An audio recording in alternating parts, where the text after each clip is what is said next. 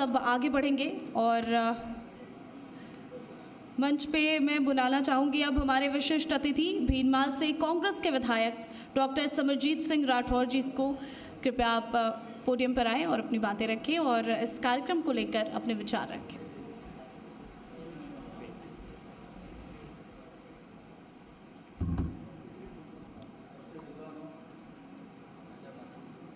प्रतिपक्ष में भी हूँ।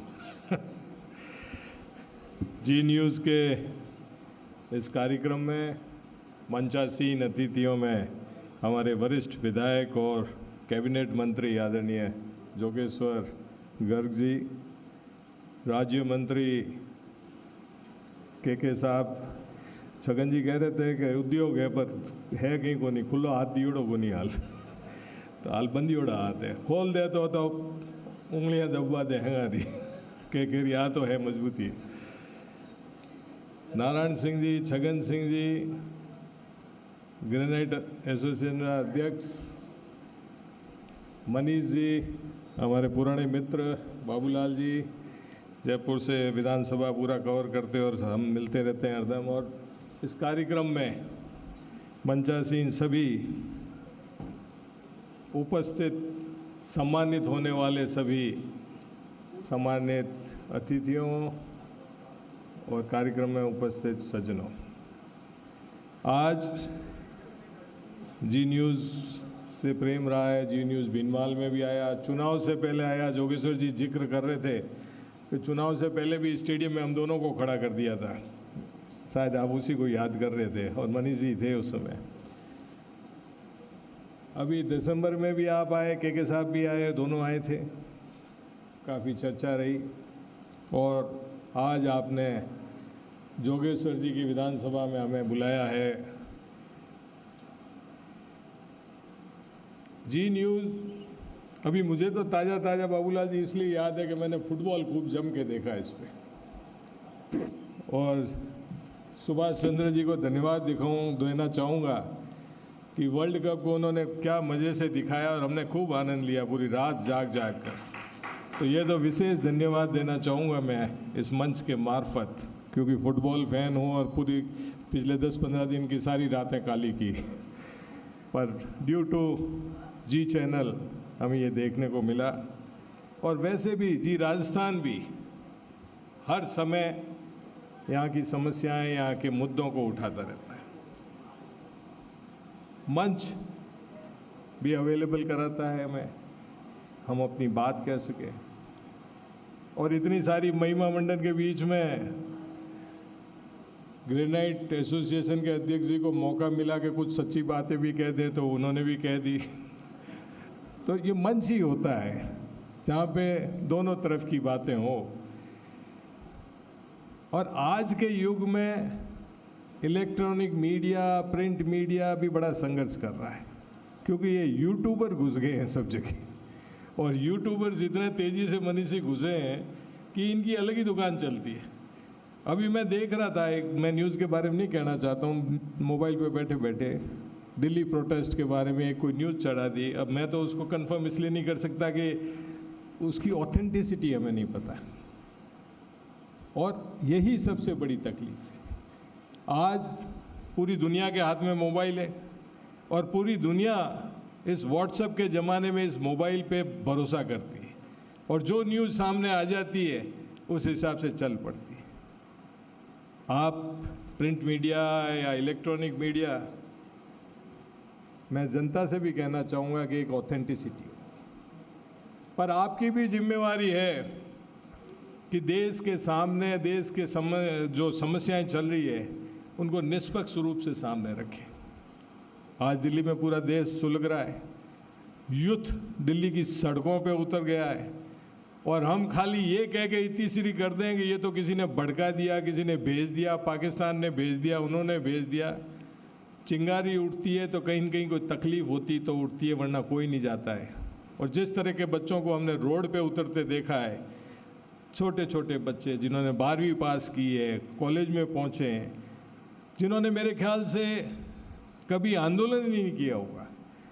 मेरी बेटी ने मुझे पूछा जब ये आंदोलन चल रहा था जोगेश्वर जी कि पापा क्या होगा, मैंने कहा 3-4 दिन बाद सोनम वांगचुक को सरकार उठा के ले जाएगी। उसे नहीं पता था, वो जिस दिन सोनम वांगचुक को लिया गया हॉस्पिटल, उठ के आई मेरे पास, मेरे को कि बाबा आप तो सच कह रहे थे। मैंने कहा भैया ये अनुभव है, ये होता है और सरकार को करना भी पड़ता है, किसी को मरने के लिए नहीं छोड़ सकता, ये एक विषय है। उसके बाद आगे क्या होगा तो आगे तो आप और हम सब देखना चाह रहे हैं, देख ही रहे हैं। मेरा तो इतना ही कहना है कि मीडिया को चाहिए सच सामने लाए, सच को उठाए। हो सकता है दोनों तरफ से, जब भीड़ इकट्ठी होती है तो कुछ असामाजिक तत्व भी घुस जाते हैं अंदर, पर इस तरह के किस्से होते हैं। पर आज इस देश में ज़रूरत है, चाहे प्रिंट मीडिया हो चाहे इलेक्ट्रॉनिक मीडिया हो, कि देश की जनता की आवाज़ के साथ चले। और प्रजातंत्र डेमोक्रेसी क्या है? डेमोक्रेसी में जब तक आवाज़ नहीं उठेगी तब तक बात आगे नहीं बढ़ेगी। और प्रतिपक्ष या मीडिया का तो दायित्व ही यही है। तो मैं उम्मीद करता हूँ, इस अवसर पे कहना चाहूँगा कि जो आप लोगों के इस रिक्त जगह को यूट्यूबर्स ने फिल किया है, उसको कैप्चर करिए और सच्ची बातें लोगों तक पहुँचाने के प्रयास कीजिए। मैं उम्मीद करता हूँ कि होगा। बातें चली डेवलपमेंट की, विकास की, और नो डाउट जोगेश्वर जी भी खूब प्रयास कर रहे हैं, हम देखते हैं बजट में भी खूब घोषणाएं करा रहे हैं। छगन सिंह जी की मैं तारीफ़ करता हूँ कि इन्होंने भी जिस तरह से रोडें लाई है तारीफ़ के काबिल है। परंतु तकलीफ़ कहाँ है? फिर वही ग्रेनाइट एसोसिएशन के अध्यक्ष जी वाली बात आती है, एग्जीक्यूशन। अभी किलेवाड़ी रोड की बात आई या एक फाइनेंस डिपार्टमेंट की बात आई। ये जो ब्यूरोक्रेसी पलाती मार के बैठ जाती है हर प्रोजेक्ट के ऊपर, उनको आगे नहीं चलने देती, उस पर ध्यान देना पड़ेगा। आप मंत्री लोग हैं, अधिकारी लोग हैं, को कंट्रोल करना सीखेंगे जब जाके काम होगा। घोषणाएं तो हो जाती है, घोषणाएं तो मेरे बिनमाल में 2013 में मैंने अशोक गहलोत जी से घोषणा कराई थी कि नर्मदा का पानी आएगा, सांचौर से आएगा, भीनमाल होते हुए, बागरा होते हुए डेट यहाँ तक आया। आया क्या जोगेश्वर जी? छगन सिंह जी बागरा तक नहीं आया, हम जानते हैं। 2-2, 3-3 सरकारें पलट गई। मैं कहना चाहूँगा कौन सी सरकार प्रयास नहीं करती? हर सरकार कोशिश करती है कि काम होना चाहिए, घोषणाएं करती है, लोक लुभावनी घोषणाएं करती है, परंतु सरकारें फिर बदलती क्यों हैं? अगर सारा ही विकास हो गया, सब कुछ ही हो गया और रेड कारपेट आपने लोगों के लिए बिछा दिया, तो 2 कारण हो सकते हैं। या तो वो काम समय पे पूरे नहीं हुए, ये एक बड़ा कारण हो सकता है, और दूसरा कारण है उसमें जनता भी दोषी है, क्योंकि जिस दिन वोट पड़ते हैं ना, वो उस दिन वो जाति पे जाती है, पाति पे जाती है और अन्य मुद्दों पे, धर्म पे जाती है। उस समय कोई याद नहीं रखता कि विकास कहाँ हुआ, कैसे हुआ और किसने किया। ये तकलीफ सबसे बड़ी है। और मैंने तो मुख्यमंत्रियों को ये कहते सुना है स्टेज से। अशोक जी ने पिछले 5 साल पहले, जब इस बार मुख्यमंत्री बने उससे पहले भीनमाल आए, जब किसी ने कहा कि साहब ये काम नहीं हुआ, वो नहीं, रिफाइनरी के लिए जा रहे थे, तो उन्होंने, हर मुख्यमंत्री को ये होती है कि मैंने जितना काम किया कोई कर ही नहीं सकता। हर मुख्यमंत्री को होता है। बाबूलाल जी, आप तो सत्ता के गलियारों में घूमते हो, आपको पता होगा।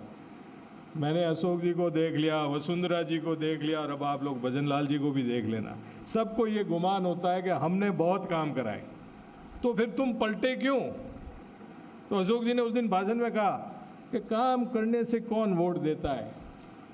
वसुंधरा जी को पूछ लो, मेरे सामने रहती है, मेरे सामने वाली खिड़की के स्टाइल से बोला उन्होंने कि वसुंधरा जी को किसी ने कहा कि काम कराओ, तो कि मेरे सामने वाले ने कितने काम कराया, वो हारा क्यों? तो नेताओं के दिमाग में तो ये बैठी हुई है, और वो बिठाता कौन है? जनता ही बिठाती है, हम लोग ही करते हैं। तो जो काम करता है उसे क्रेडिट देना नहीं सीखेंगे, तब तक ये धारा चलती रहेगी।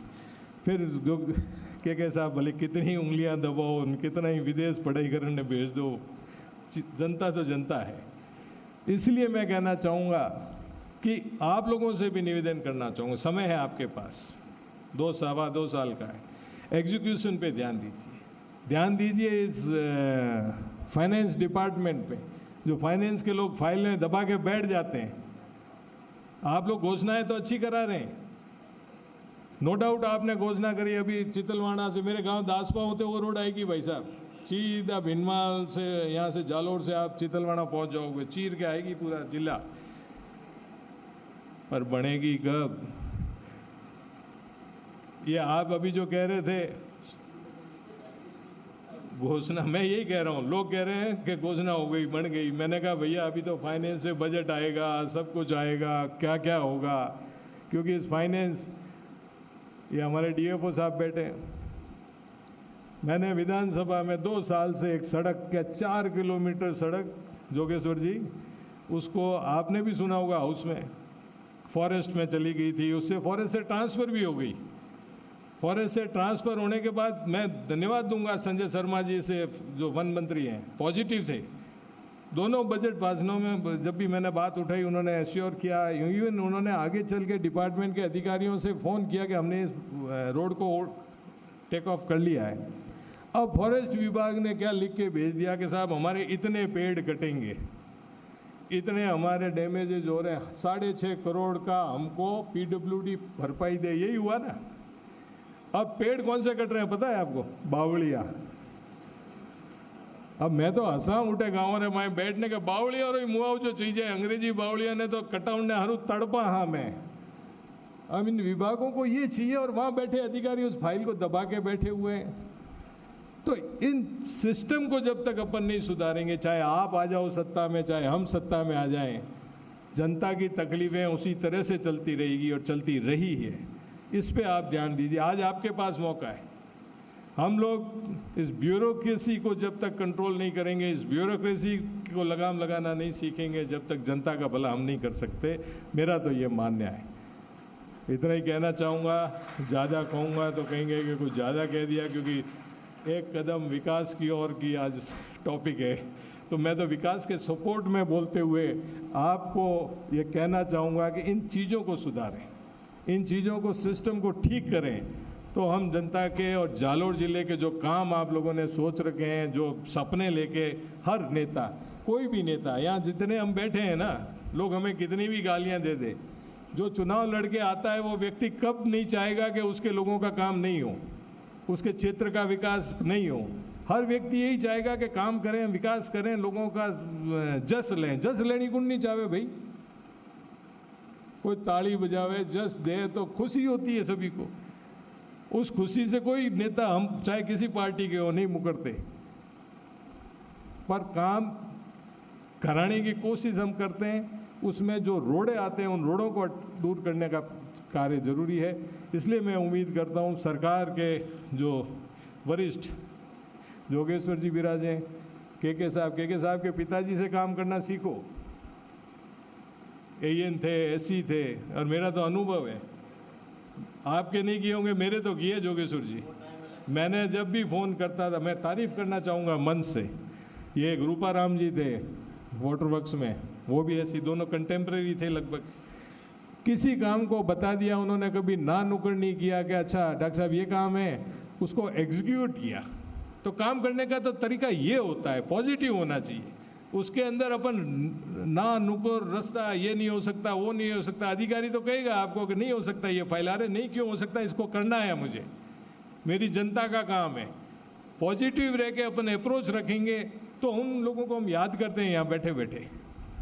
इसलिए मैं यही कहना चाहूँगा इस मंच के मार्फत कि सरकार जो प्रयास कर रही है, जो बजट दे रही है, उनको एग्जीक्यूट कराएं और कोशिश करें कि 2.5 साल में पूरे हो जाएं।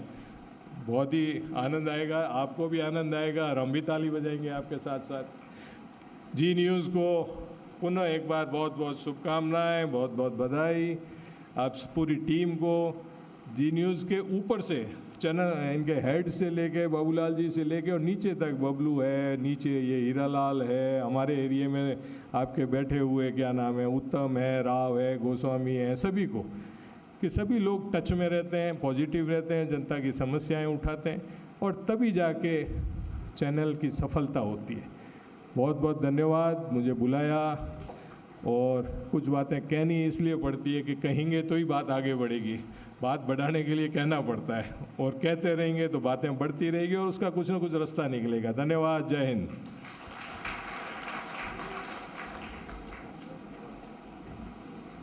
बहुत बहुत शुक्रिया। और